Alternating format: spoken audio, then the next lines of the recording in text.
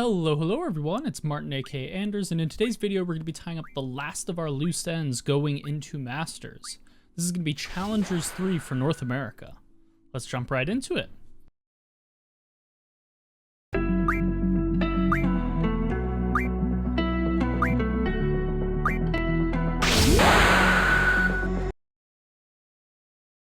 Going straight for the map stats, we have quite a bit of a mix-up looking back to Challengers 2 for comparison. Ascent holds on to the top slot and actually widens its margin by quite a bit, going from 26% pick all the way up to 31.25%. And while I generally try to dodge looking at sided bias in these single event videos due to lack of sample size, in Ascent's case in particular, we've now had it roughly a full quarter, if not more, of the map pool across these two events, and in both cases we see a distinct trend developing in its sidedness. This 45-55 skew that we see here was replicated in Challengers 2 within 0.5%.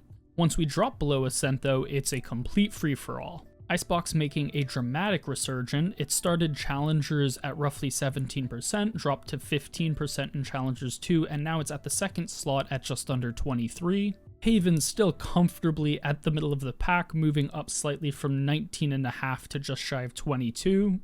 Bind sliding all the way down to a surprising 4th here at 16.5%. And the biggest loser on the list by far here is Split, dropping from 17.5% all the way down to 7.25%, a full 10% loss in pick rate. There's an interesting dynamic going on here that I think is worth mentioning in passing. I love the fact that Icebox has surged to such a prevalent place in the meta. It reminds me of ways back when we had Andbox suddenly picking Split very frequently, despite the fact that it hadn't been prevalent in NA's map pool up to that point, and there was basically a full-out panic in the two events following where every other team suddenly felt the need to rush to learn Split, and that resulted in its increased play rate. I think we're seeing a similar thing here with Icebox, where teams have been dodging it for so long that now that there are a couple teams who are getting ahead of that curve and really getting comfortable on the map, everyone's in a rush to get to the same place, and so we see it played significantly more often. And that will land us on the agent stats, where there weren't too many extremely large surprises. We see Omen still atop this list, in fact widening his lead by a little bit over 1.5%. Not too far behind him we see Sova, who actually saw the largest surge in play rate on this list, jumping from 78 to almost 86%. Trailing behind a bit further still, we have Jet, who in typical fashion is floating around that 75% bracket. And now we hit that first significant drop-off, a full 25% downswing to Raze at 51. Below her, we ironically have Cypher, who might as well have been blown away this event. We see him dropping from almost 60% play rate in Challengers 2 down to not even 45 here. With such a small sample, individual team decisions are going to have a pretty significant effect here, and in cases, specifically phases where they were running Sentinel lists so frequently throughout this tournament, this drop in play rate isn't that shocking. That drop is demystified even further when we drop here to Killjoy, who saw a 7% increase in presence. That is very clearly a stealing of some of that Cypher market share. Then we have Phoenix still floating in that roughly 1 in 3 play rate. And dropping from him, we have one of the other success stories of the event with Sage, who saw a surge of 10%. This is no doubt a direct reflection of the massive amount of Icebox that we saw. Sage's criticality to the current meta playstyle on that map, the corner B plants, the corner A plants, the tube control, it's really no shock at all that we see this type of surge in play rate. What is a bit shocking though is this next slot where we see Reyna taking a nosedive from 31% down to just shy of 18%. I think that this is in part a reflection of the increase in play rate for Sage. Additionally, I think the remaining gap here is taken up by the fact that we saw a little bit of an increase in Raze play rate and Phoenix play rate, so people are just looking at alternative duelists. And beyond that, we also saw an increase in another flasher who can in some cases play as an analog for Reyna, and that will bring us directly to this next slot in Breach. Breach saw a minor increase in play, jumping from 10.5 to roughly 12.5, I think really tagging directly on that replacement of Reyna in a few instances. Trailing Breach, we have Sky dropping from 10 to roughly 7.25%. Nothing too dramatic here. It's likely just a repercussion of how deep certain teams made it into the bracket. There's a very select few who are currently prioritizing Sky. Below her, we have Brimstone with a similar decrease, which I imagine is backed by similar rationale. And then we have Viper, who saw a small decrease herself. This one in particular is a significant surprise to me. Where we saw such a massive increase in Icebox play rate, I would have expected a proportionally massive increase in Viper presence in this mix. Given how the map pool ended up for this event, it's a pretty strong indicator as to just how entrenched North America is when it comes to their use of Omen. That's not to say Omen isn't great on Icebox. Obviously, his ability to play top tube and abuse verticality on this map is incredibly valuable, and Paranoia is going to be busted no matter where you take it. But when we juxtapose this to something like Europe, where Viper has a 63% pick rate on Icebox, that same number in NA is not even 20%. There's an acute lack of variety here, and as we go into Masters 1 and look further down the road to Masters 2, it's another one of those situations where you have to ask yourself, is NA really getting a broad perspective on this map, and are they going to be prepared for a variety of styles? And that will bring us over to the compositions for this event. NA, staying true to its colors for the most part, will show that typical configuration of a Sova with an Omen, with a standard Sentinel, or True Sentinel as I refer to them, in that Cypher Killjoy, then a dive character, although we saw significantly more Raze here than in the past. Typically it's a lot of Jet, and then a little bit of Raze on the side. And then we have that 5th slot Flex, which shows a little bit of variety here, but is increasingly just becoming Phoenix for this region. Something worth taking note of right at the top here is this Cypher, Jet, Omen, Phoenix, Sova comp, the true NA standard at this point in time, which at over 17% here is the second most dramatic instance of compositional concentration that we've seen in any major region challengers. Funnily enough, it only misses out on that first slot to itself during Challengers 1.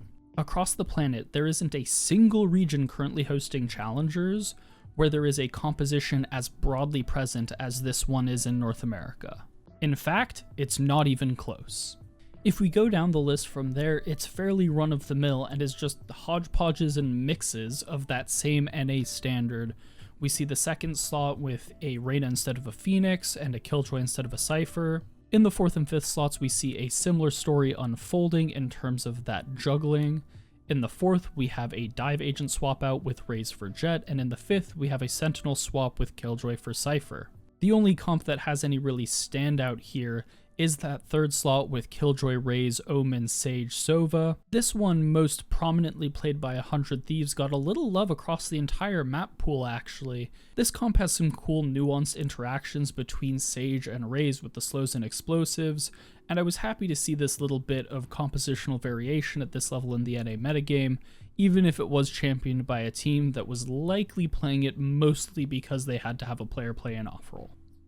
At long last, that will bring us to the comp of the event, and if you watched any of the top 8 and you didn't guess this would be it, you're actually insane. It is the No Sentinel Breach double dive setup that FaZe ran all the way through the final. FaZe was running this comp on both Bind and Haven, and it's as if they tore a page directly out of the Southeast Asian playbook. Recently, this comp has seen a massive surge in play rate in Korea, but if we go back to see where it all originated, the first time it was played at a high level was actually in China in early November, when teams like Edward Gaming, RNG, and Totoro were running it on a weekly basis. In fact, in Edward Gaming's case, this has been their staple composition almost as long as they've been a team. For me, as someone who was very avidly following Chinese Valorant towards the end of last year and the beginning of this year, to see it cross the sea and sort of come full circle to take a major event in NA at one of the most formative times in this scene's development couldn't be more poetic. If you've been watching my channel for really any extended period of time, you know how critical I am of North America's lack of compositional innovation. FaZe's success with this comp is very much so proving those concerns of mine valid. They came into this event and played a roster that, depending on which region you look at, has been a known quantity for literally months. In spite of that, though, it still caught numerous top-tier North American teams off guard. And that's not to discredit FaZe's accomplishments in this event by any means. Obviously, if you're some random tier 3 stack and you pick up this comp, you're not going to be able to drop 100 Thieves in a final. But it goes to show that if the tier 1 teams in North America were more consistently showing a variety of setups, there would be even more upsets than there are right now. That will close up our overview of NA Challengers 3. There's just one last point I wanted to make on this topic of compositional diversity, and it actually comes directly from the FaZe players. Over the last few days, when they've been doing interviews about their success in the event, and more specifically their composition, this phrase came out of their mouth. The comp just suited our style better. One thing that nobody seems to discuss is that in the NA ecosystem, 1/5 of all comps played are identical. There is no chance that all of those teams are playing the most optimized composition for their style. That would assume that 1/5 of the teams in our region want to play the same way. To their credit, FaZe has been able to break that mold, go outside the box, and find a comp that truly suits them, not the metagame around them necessarily. And playing to that strength has very clearly yielded them phenomenal results. I would love to see more willingness from these top teams to go outside the bounds and find something that is truly tuned to the way that they want to approach the game. There's no universe where a team like Gen G and LG want to tackle a game the same way. There's just not a chance. The players are too different, the style is too different, and right now, if you look at the amount of overlap in their compositions, you wouldn't be able to assume that. It genuinely just doesn't show, and so I'd love to see greater leaps in logic from a lot of these teams in terms of the way that they think they can bring their tools forward and find success. Per the usual, if you're enjoying this content, don't forget to like and subscribe. If you're on the same page as me and you love this sauce from FaZe, let me know down in the comments below. Is there a particular comp from another region that you would love to see NA rip out and just ride to the top of a tournament moving into Masters? I mean, hell, there might be a team that pulls out like a Raze Reyna Brazilian setup. That would be wild. I'd be all for that. Maybe, I mean, this won't happen, but I'd love it. Maybe we get some of Fnatic's bind setup with the Viper Sky. I'm not getting my hopes up though. As always, thank you so much for watching, and I will see you in the next one.